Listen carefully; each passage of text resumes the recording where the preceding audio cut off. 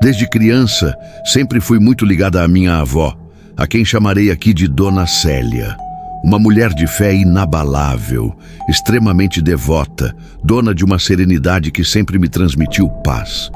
Nossas tardes juntas eram cheias de histórias, memórias e um café com bolo que parecia ter o poder de aquecer até os corações mais frios. Mas houve um dia, numa tarde chuvosa e cinzenta, em que ela me contou algo que mudou completamente a maneira como eu enxergo o mundo espiritual.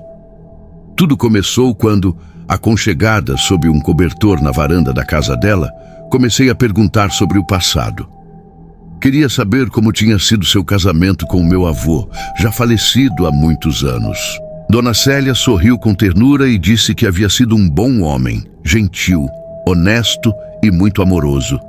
Mas logo emendou: ele foi o segundo homem com quem me casei. O primeiro... Ah, minha filha, foi outra história. Confusa, perguntei mais.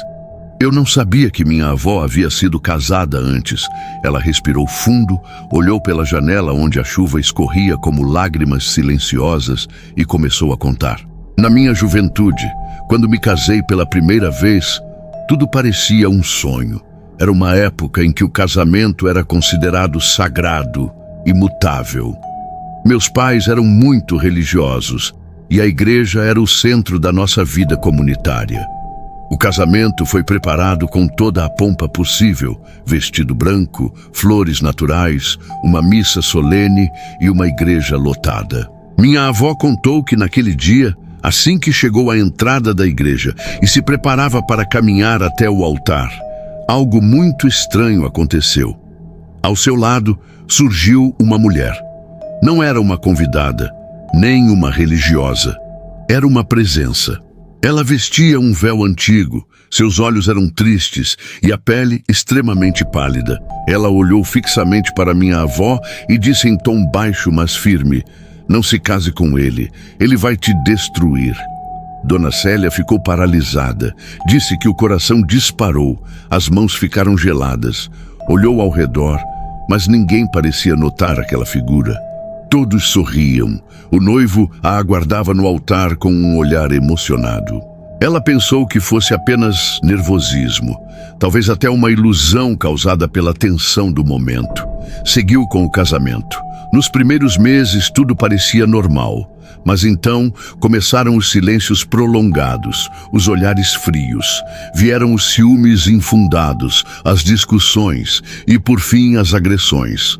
Dona Célia, envergonhada e com medo, calava, e como era muito religiosa, buscava consolo na fé, frequentando aquela mesma igreja onde havia se casado.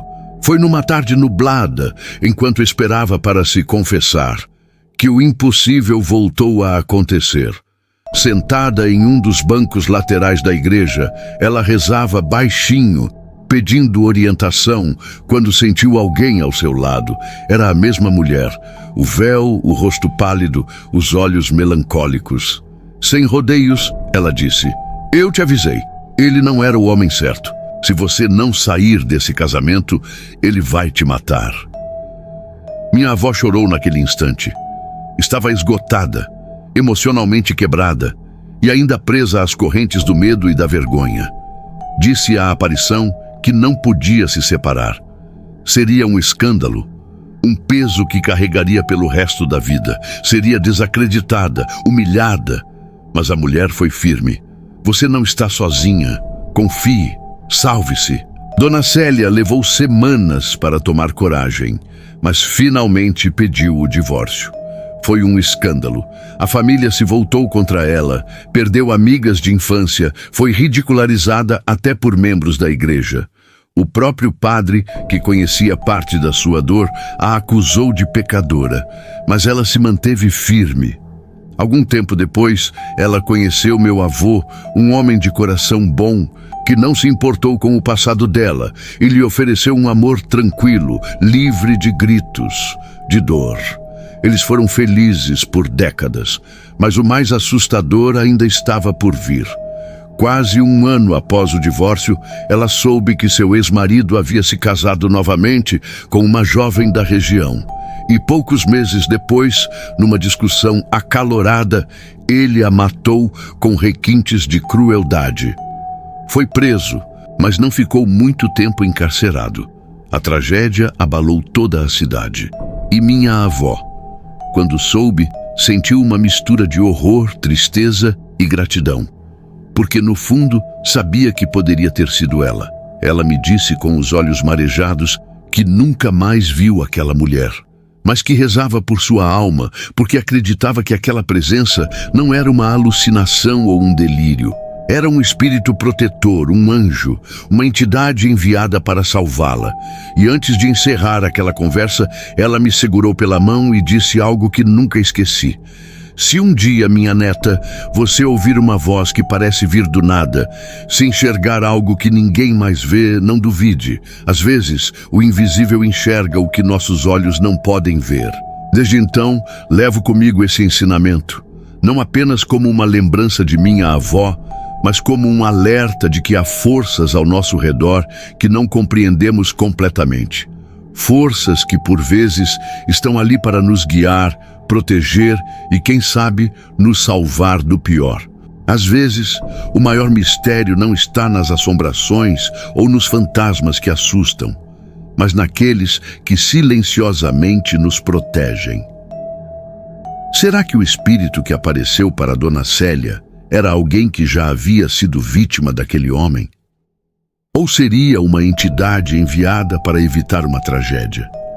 Independente da origem, essa história nos mostra que nem todo aviso do além deve ser ignorado. E você já recebeu um sinal que parecia impossível, mas que no fundo fazia sentido? Deixe seu comentário e compartilhe sua experiência. Se você gosta de histórias como essa, já deixa o like, se inscreve no canal Mistérios do Além e ative o sininho para não perder os próximos relatos. Nos encontramos no próximo vídeo. E até lá, fique atento aos sinais, porque nem tudo que existe pode ser visto.